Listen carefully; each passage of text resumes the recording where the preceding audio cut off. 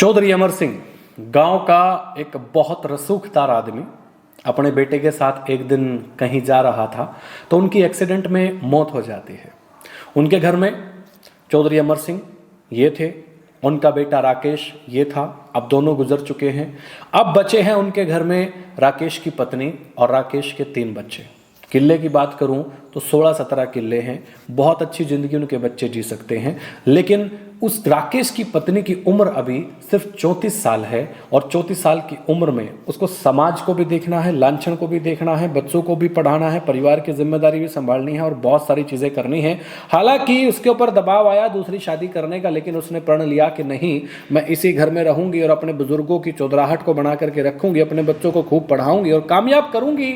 और फिर क्या था, फिर अकेली वो इस प्रण के साथ अपने काम में जुट गई। समाज के लांछन भी मिले, संघर्ष भी किया और उन 15, 16, 17 किलो से आज उसने 21 किले अपने बच्चों को करके दे दिए, 7 से 8 दुकानें बना करके दे दी, 3 से 4 प्लॉट बना करके दे दिए और बच्चों को पोस्ट ग्रेजुएशन और पीएचडी तक की पढ़ाई करवा करके दे दी। और ज़िंदगी बहुत स्मूथ चल रही थी।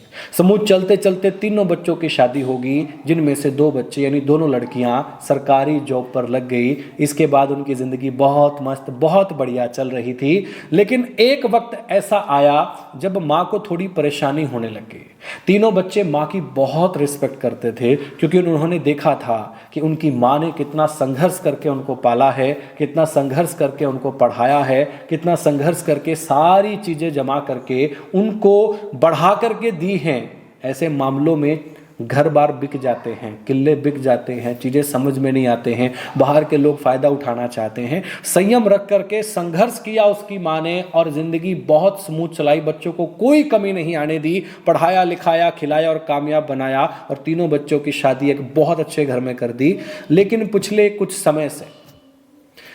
कुछ समय से माँ परेशान है और माँ की परेशानी को देख करके दोनों बेटियां परेशान हैं। हालांकि बेटियों ने सारी ज़मीन जो उनके हिस्से में आती थी, जो लड़कियों के हिस्से में आती है, इस सामाजिक व्यवस्था के अकॉर्डिंग, जो कि सही है कि गलत है हमें नहीं पता, लेकिन सामाजिक व्यवस्था के अकॉर्डिंग अपने भाई के नाम सारी ज़मीन कर दी है।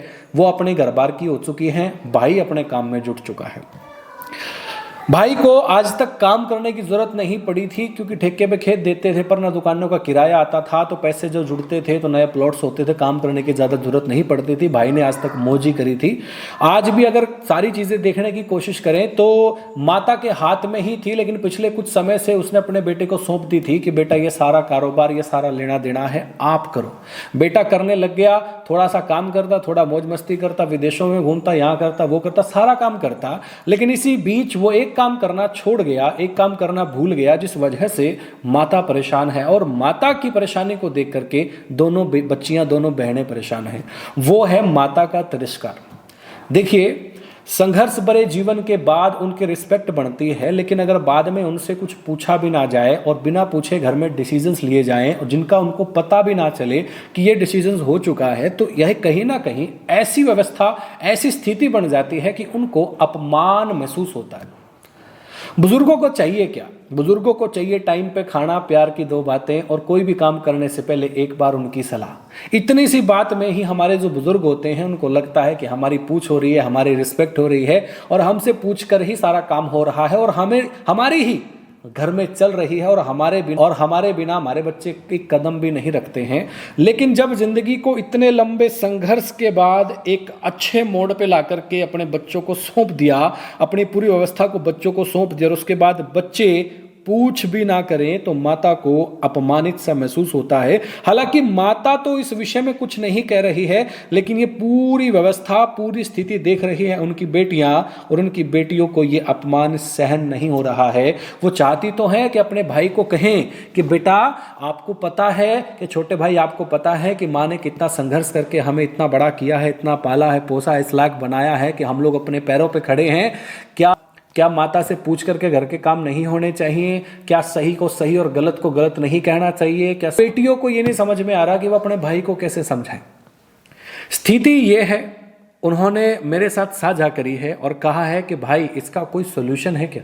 हम बस ये चाहते हैं कि मेरी माता जी का सम्मान बना रहे, घर में उनकी पूछ बनी रहे, समय पर खाना, समय पर कपड़े, समय पर दवाइयाँ और किसी भी कार्य में जो भी काम घर पे किए जाते हैं उनकी सलाह, हम बस ये चाहते हैं। और ये मेरे माता जी की बहुत बड़ी रिस्पेक्ट है। बोले हम तो ये भी सोचते हैं कि अगर भाई ये जिम्मेदारी पूरी नहीं कर पाता तो हम लोग माँ को अपने पास ले आते हैं।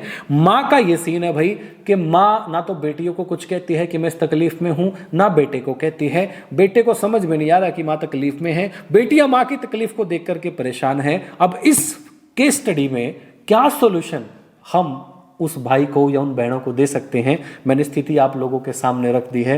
आप प्लीज कमेंट बॉक्स में ये बताएं कि इस समस्या का समाधान क्या हो सकता है।